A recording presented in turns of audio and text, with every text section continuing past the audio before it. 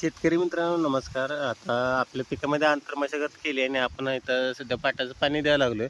परंतु आता पाटानं पाणी देण्यामागचं कारण मी त्याचं सांगतो. बऱ्याच शेतकऱ्यांना काय वाटत असते, बाबा उन्हाळ्यामध्ये आपण पावसाळ्या तोंडावर काय करत असतो, आपली मशागत जी आहे तर ती करत असतो. आणि पाण्याअभावी काय काही शेतकरी काय करतात, डायरेक्ट ड्रिपनं पाणी देतात. त्याच्यामुळे त्यांना काय वाटतं की बाबा आपलं क्षेत्र जे आहे तर ते कमी कालावधीमध्ये आपल्या पिकांपर्यंत पाणी पोहोचलं जाईल आणि जेणेकरून जे आपलं पीक आहे त्याला पाण्याचा शॉक किंवा पाण्याअभावी ते जळणार नाही किंवा सुकणार नाही असं वाटत असते.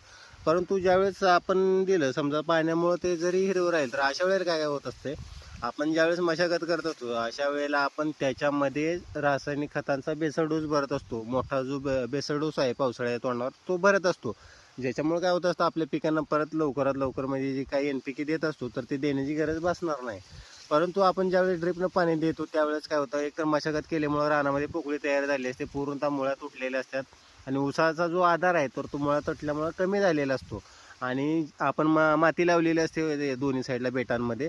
परंतु काय होतं, जर ड्रिपमुळं पाणी दिलं तर ती माती फुगली जाते आणि तिथं पोकळ तशाच प्रकारे राहते. ज्यावेळेस आपण पाटाचं पाणी देत असतो, आता इथं पाटाचं पाणी चालू आहे, हे पाटाचं पाणी दिल्यानंतर सुरुवातीला काय होत असतं, ती माती आहे तर पूर्णतः चोपली जाते, बेटाकडे चोपली जाते आणि सरीच्या मधोमध्येही चोपली जाते. जेणेकरून काय होतं, आपल्या जो बेट आहे ऊसाचा तर त्याला एक प्रकारची चांगल्या प्रकारची ग्रीप किंवा जी पकड म्हणत असतो तर ती मिळत असते. त्याच्यामुळे ऊस जो आहे तर तो पुढे जाऊन पावसामध्ये तग धरून राहतो आणि वाऱ्यालाही तो जास्त म्हणजे बळी पडत नाही.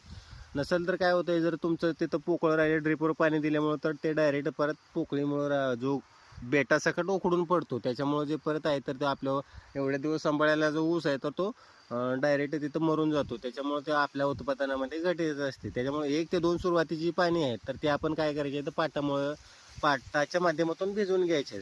समजा जर पाण्याचा तुटवडा असेल तर तुम्ही 2 टप्प्यामध्ये मेहनत करू शकता. समजा तुमच्याकडे बाबा 1 एकर क्षेत्र आहे तर 1 एकराला समजा तुमचं एका दिवसामध्ये 10 गुंठ जर भिजत असेल तर 2 दिवसामध्ये भिजल ह्या हिशोबाने अर्धा एकराची मशागत करून घ्यायची आणि उर्वरित अर्धा एकर आहे हे भिजल्यानंतर करून घ्यायचे. जेणेकरून जो आपल्या ऊसाला लोड येईल किंवा आपल्या ऊसाला ताण पडेल असं पण होणार नाही आणि आपलं जो म्हणजे काय उद्दिष्ट आहे ते पण पूर्ण होईल. अशामुळं काय होतं, आपल्या नुकसान जे होणार आहे तर ते होत नसतं. आणि दुसरी गोष्ट म्हणजे काय होती, ज्यावेळेस पाटानं पाणी दिल्यानंतर आपला जो रासायनिक खत भरलेला असतो तर तो पूर्ण क्षमतेने बाबा पाण्याच्या संपर्कात आल्यामुळे आपल्या पिकांनाही फायदा होत असतो.